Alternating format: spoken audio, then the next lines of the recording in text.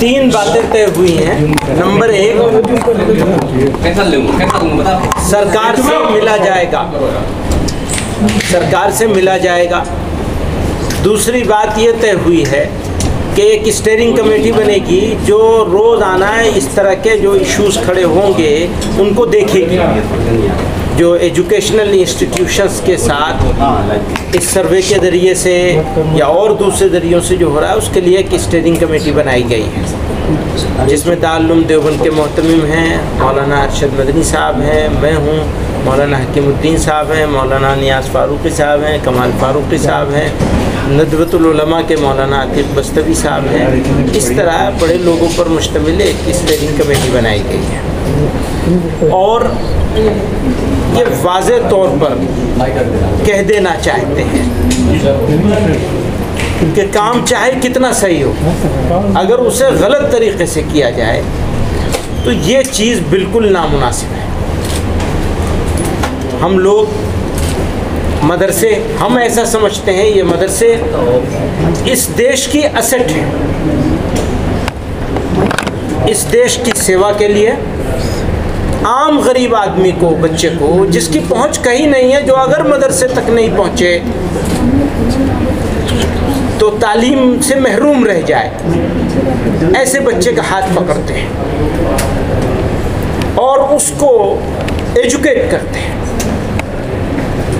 मदरसे के लोगों ने इस देश का पिछले 100 साल का अगर आप इतिहास उठा के देखें तो गवाह है कि मदरसे के लोगों ने और मदरसे का जो प्रोडक्ट थे उन्होंने इस देश की रक्षा के लिए, सुरक्षा के लिए, देश के विकास के लिए, तरक्की के लिए, लोगों को नीचे से ऊपर उठाने के लिए और कम्युनिटीज़ के बीच में भाईचारा पैदा करने के लिए जो रोल मदरसों ने प्ले किया है, कम्युनिटी के सपोर्ट से, सिर्फ कम्युनिटी के सपोर्ट से, बिना सरकारी किसी सपोर्ट के, मदद के, जो मदरसों ने किया है उसकी मिसाल किसी दूसरे इंस्टीट्यूट के पास, दूसरे इदारों के पास नहीं मिलेगी। हम ऐसा समझते हैं। आज के ज़माने में मदरसों को गलत निगाह से देखा जा रहा है और किन्हीं कारणों से हमारे आप बंधु लोग उसको जिस तरह से पेश कर रहे हैं, इससे कम्युनिटीज़ के बीच में एक तरह का दूरी पैदा हो रही है। हालांकि मदरसे का काम दूरी को ख़त्म करना है, हमारा आपका सबका काम होना चाहिए कि कम्युनिटीज़ के बीच में दूरी पैदा न होने दी जाए, और किसी वजह से दूरी पैदा हो रही है उसमें हमारा भी कोई कसूर हो सकता है, उस कसूर को हम ठीक करने के लिए हमेशा तैयार हैं। तो मैं मदरसे की तरफ से, मदरसे वालों की तरफ से, आपके माध्यम से देश के लोगों को, देशवासियों को, देश चलाने वालों को ये अपील करना चाहता कि अंडरस्टैंड कीजिए, मिसअंडरस्टैंड मत कीजिए। हम इस देश के लिए थे, हैं और रहेंगे। हमारा कर्तव्य है ये, और हम इस कर्तव्य से न कभी चूके हैं और न कभी चूकेंगे, न हटे हैं न हटेंगे। आप लोगों से ये अपील करना चाहते हैं और आपके माध्यम से देश तक ये बात पहुंचाना चाहते हैं। हर वो चीज़ जो गलत हो, हम ओपन हैं, बात करने के लिए तैयार थे, हैं और रहेंगे। हमारा काम है ये। और लेकिन इस मामले में ज़बरदस्ती नहीं की जानी चाहिए, ये अपील करते हैं, विनती करते हैं, हाथ जोड़ के अपील करते हैं। ज़बरदस्ती नहीं की जानी चाहिए, बल्कि बातचीत के ज़रिए से जो भी इश्यूज़ हैं हम उसको हल करने के लिए तैयार हैं। हजरत, आपने जो जिक्र किया कि हम सरकार से मिलेंगे, तो आप यूपी हुकूमत से या मरकजी हुकूमत से, और कब तक शुरू हो जाएगा? हुआ है वहीं से वहीं करेंगे। कब तक शुरू हो जाएगा? तो अब उनके हाथ में, हम तो आज ही कह देंगे, उनसे भेज देंगे अपनी तरफ से एक दरख्वास्त, एक एप्लीकेशन कि हमें टाइम दिया जाए, हम मिलने के लिए तैयार हैं कंसर्न अथॉरिटीज से और लोगों से। बद्री साहब, आपने शुरुआत में कहा कि सही काम को गलत तरीके से किया जा रहा है। नहीं, हम ये कह रहे हैं किसी भी सही, कितना भी सही काम हो, उसे गलत तरीके से नहीं किया जाना चाहिए। डाउट क्रिएट किए बगैर बातचीत के तो हमेशा कोई भी चीज़ को हमेशा सही करने की, और सही है तो और अच्छा करने की हमेशा गुंजाइश रहती है।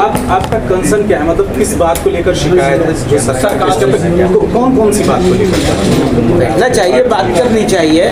उसको जिस तरह से पोर्ट्रे किया जा रहा है वो तरीका गलत है। उस तरीके पर जो सरकार के स्टेप है उस पर क्या करेंगे? आपने देखा ना कि आसाम में क्या हुआ है। तो अब वो तरीका अगर इख्तियार किया जाएगा तो वो तो नाजायज़ होगा, नामुनासिब होगा।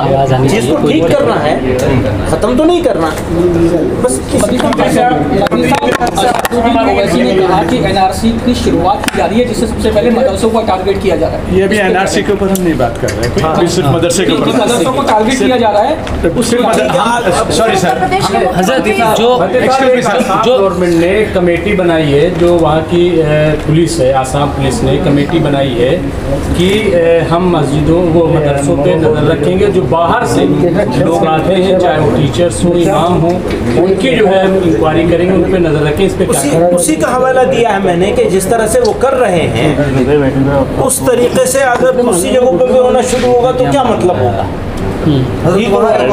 कंसर्न है हमारा। परसों मीटिंग हुई थी मिली तंजीमों के साथ वहाँ के डीजीपी की, तो उसमें कहा कि 6-7 तंजीमें हैं जिसकी मंजूरी तमाम मदरसों को हासिल होगी और वही मदरसे वहाँ चल सकेंगे। उसमें तकरीबन सभी मुस्लिम तंजीमें शामिल है, जमीयत भी है, जमात इस्लामी की। अब यही मैं कह रहा हूँ कि इसके डिटेल में जाए बगैर एक जनरल बात है, वो ये है कि काम को जिस तरीके से डील करने की कोशिश कर रहे हैं वो तरीका गलत है। उस तरीके पर हमारा ऑब्जेक्शन है।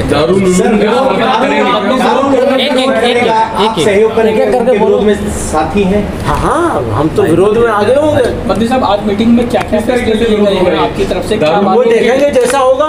बद्री साहब, 24 को इजलास बुलाया, हम उनके साथ होंगे, बिल्कुल उनके साथ हैं, उन्हीं के साथ चलेंगे। तो रहनुमाई मीटिंग में क्या फैसले लिए गए हैं, क्या कहा है? तमाम उन गैर जो सरकारी मदरसे हैं उनके नुमाइंदे आए थे, उनको आपने क्या बातें कही हैं, किस तरीके से आप लोग आगे बढ़े? यही बात हुई है। तो इसके मैंने शुरुआत से बताया आपको कि एक स्टेयरिंग कमेटी बनी है जो रोजाना इस तरह के इश्यूज को देखेगी। कितने लोग टोटल? कमेटी में 12 लोग। 12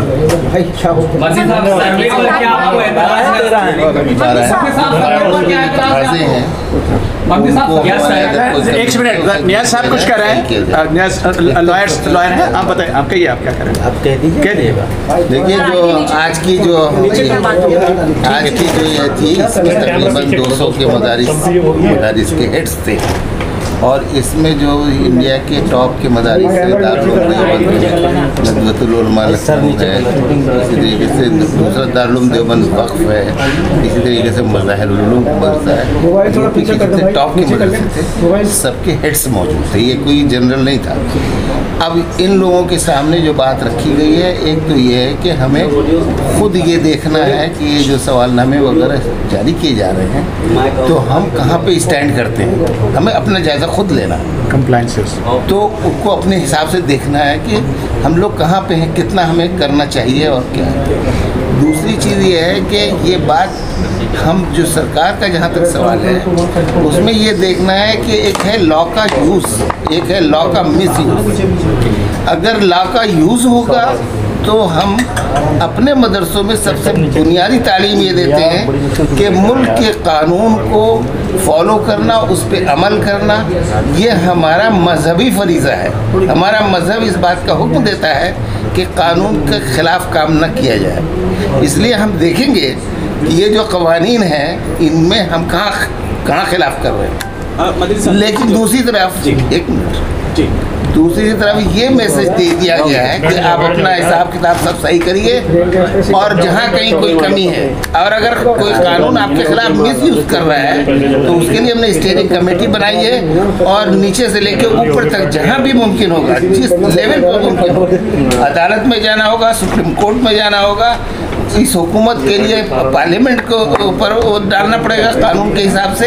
वो पूरी तरीके से ये स्टीयरिंग कमेटी हो, ये स्टीयरिंग कमेटी जो बनी है आज, उसमें जमीयत उलमा हिंद के सदर और दारुल उलूम देवबंद के जो खुद अपने वो हैं हेड हैं हमारे मौलाना अबुल कासिम साहब, और तमाम लोग हैं। तो इसमें 12 अफराद रखे गए। तो इस सब लोगों को इकट्ठा किया गया है ताकि आवाज़ जो हो आपस में समझौते से हो, और इतनी बड़ी मीटिंग के अंदर कोई अमली तौर पर कोई अभी फैसला नहीं किया जा सकता।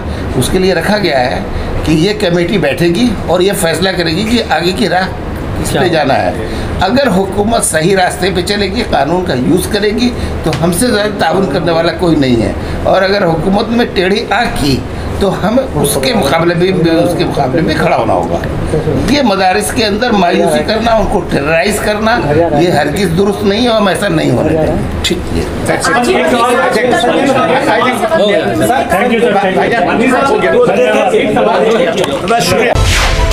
मिल्लत टाइम्स को आपकी ज़रूरत है, हमारी आप माली मदद करें।